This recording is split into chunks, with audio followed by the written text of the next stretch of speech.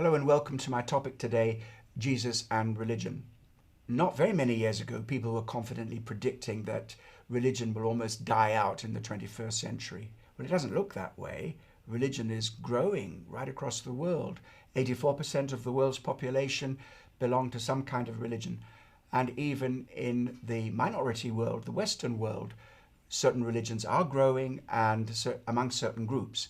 Now, in the majority world, birth rates are usually very, very high, and the propagation rate of religion is also very intense. But in the Western world, with the lowering of birth rates, there are still people who are holding on to faith and coming in to faith in God in one form or another. Now, we may say that the secularism that we see in the modern Western world is an exception. But you know, this is the only time in history when any society has been led to believe that we are merely the product of material forces. There's no divine plan, there's no purpose, there's no destiny, there's no life after death. But even in the Western world, the ongoing effects, the afterglow, the heritage of Judeo-Christian teaching and thinking is still very present, even amongst atheists. They are still relying on quasi-religious concepts for their morality, their views on human dignity, social justice, the value of the individual, and so on. Now, I guess that it's fair to say that most people will acknowledge that religion has been a force for good and also a force for evil in the world, in our history. Now, the new atheists, the so-called Four Horsemen, Richard Dawkins, the late Christopher Hitchens, Daniel Dennett, and Sam Harris, they say religion is bad. It's all bad. Religion is evil.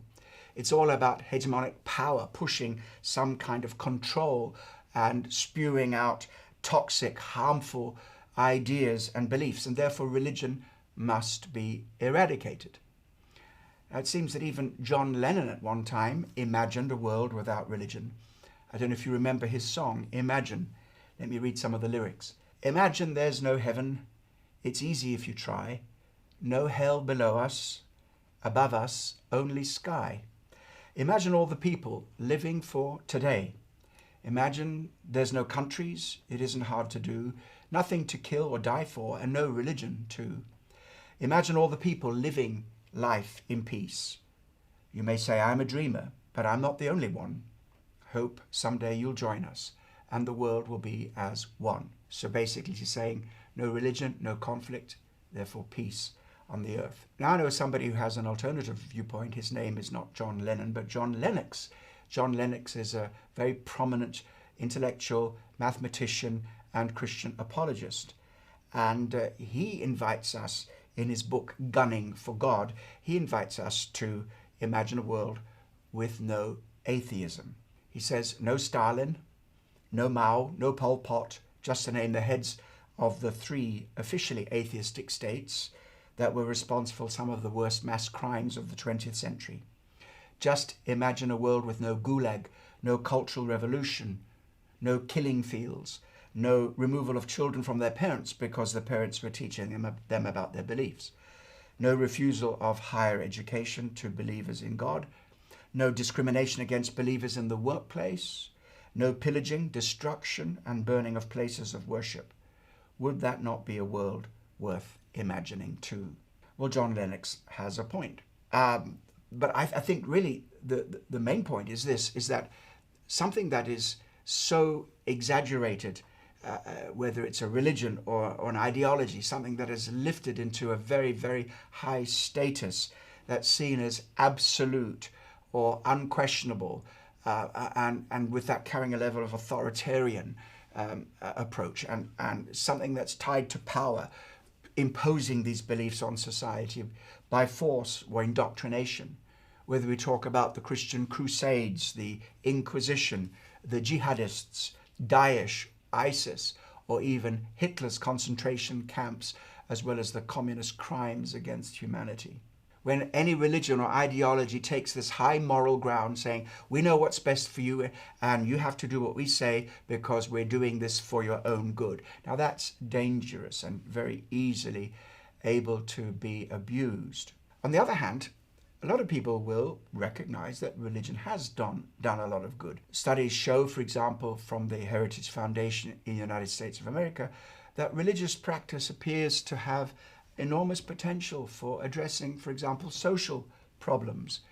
It improves health, learning, economic well-being, self-control, self-esteem, and empathy. So there's good and bad here. But I'm really wanting to talk about Jesus' attitude to religion. And I wonder if you could imagine what he might say. You might say be very pro-religious. After all, he did not found currently the world's largest global religion. I'm not exactly sure that Jesus set about to found a religion as such. His emphasis was elsewhere. And anyway, we can read for ourselves, for example, in Matthew's Gospel, chapter 23, when he is releasing all what he has to say against the religious people of his day, the religious leaders of his day in particular. Listen to what he says. They, that's the religious people, crush people with impossible religious demands and never lift a finger to ease the burden.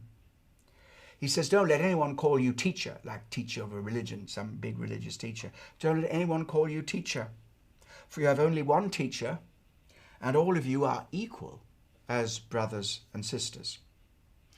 What sorrow awaits you teachers of religious law and you Pharisees, hypocrites, for you shut the door of the kingdom of heaven in other people's faces.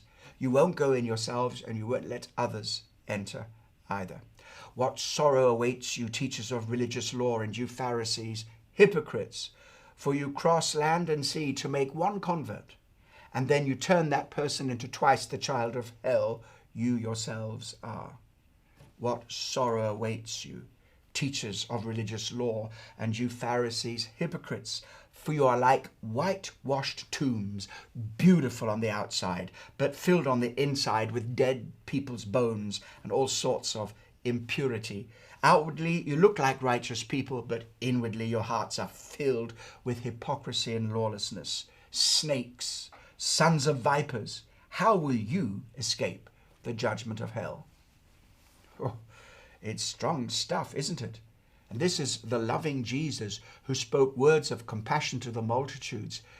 We don't see Jesus pointing his finger at people who were struggling and suffering, the ordinary people of the day, whatever they were struggling with, whatever sins they were struggling with, and whatever issues they had in their lives. We don't see him pointing the finger at them and saying, hypocrites, you're going to hell. He reserved those words for the religious. What exactly was he talking about? What's the context here? In Matthew 23, Jesus is speaking against the religious leaders, those who upheld a corrupt religious system that was present during his lifetime. Now, he wasn't speaking against Judaism. He wasn't being anti-Semitic. He himself was a Jew and he followed all the Jewish traditions and laws, and he was very faithful to those things. But what he was talking about was that a group of people had arisen and had come to a place of religious dominance and control. And they were controlling what people thought, what people were able to do, not to do, making rules for everybody else. And it was so much pressure. They were evil people. The system was corrupt. They were greedy people. They were immoral people. And yet they were the religious leaders of their day. Not only is Jesus, of course, talking about the religious system of that day and the institution, the corrupt institution of religion of his day, I'm quite sure we're at liberty to take what he says and apply it to the corrupt institutions, the religious institutions of any generation, including our generation. And it doesn't take much observation to see that Jesus' words match a whole lot that is being put out today across the world in the form of religion. And no religion is exempt from this kind of abuse. But I want you to know that Jesus had a worldview which believed in God. He believed in God.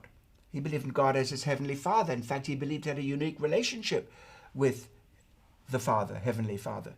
He had a high view of the scriptures, the Jewish Bible, the Jewish scriptures. He had a supernatural worldview. He knew that the material world isn't all that there is, that there was a creator God who made everything. That God who is way out there is also the God who is close by. And that God created a whole spiritual world of spiritual beings. So Jesus had all of these aspects of what we'd call a supernatural worldview and a belief in God. But also, he spoke with a kind of authority. He had an authority where he could walk right up to those corrupt religious leaders. It cost him his life. Of course, they handed him over to be crucified, but nevertheless, they knew he spoke with authority. And he had an authority because he had this unique relationship with God. That's why we call him the Son of God, because there's a uniqueness between the relationship between Jesus and God. And so this is what Jesus thinks about religion. I'm almost tempted to say that's what he thinks about all religion, and I think I will hold to that, but let me explain what I mean. I want to put on this side Jesus' way, and on the other side, the religious way. And I'm going to define what I mean by that, the religious way. Religion, defined the way I'm using the word today, is looking to qualify yourself, to make yourself acceptable in the eyes of God. In other words, what you have to do to get God to accept you. And every religion that I know teaches that you have to do something. You have to somehow work to make yourself acceptable to God. And if you're good enough, maybe he'll accept you. Every religion except the way of Jesus. His way is not the regular religious way. His way is not that we have to reach up to God to do things to impress him so that he will accept us. It's all about God coming down in person, that is in the person of Christ, becoming human just like us and demonstrating to us what God is like and who God is, and speaking for God on his behalf, accomplishing on our behalf everything that God requires of us so that God can fully and freely accept us as we are because of what Jesus has done. And when that relationship is established, then of course transformation takes place. But the transformation of Jesus is a transformation from the inside out. It is walking in humility, but also recognizing that you have been embraced, received, accepted, forgiven, and affirmed by God. And Jesus' way is, trust me, he says. Put your trust in me. Trust in what I have done for you. Trust in me, and I will bring you into a personal relationship with God. And you will then get to know him as the ever-present, all-loving, ever-forgiving, and totally affirming Heavenly Father. So let me summarize. It's not so much a matter of religion as much as it is a matter of having a personal and intimate relationship with God through Jesus Christ. Well, if you like what you see, subscribe, hit the subscribe button, and also let me have your comments. And so until the next time, thank you.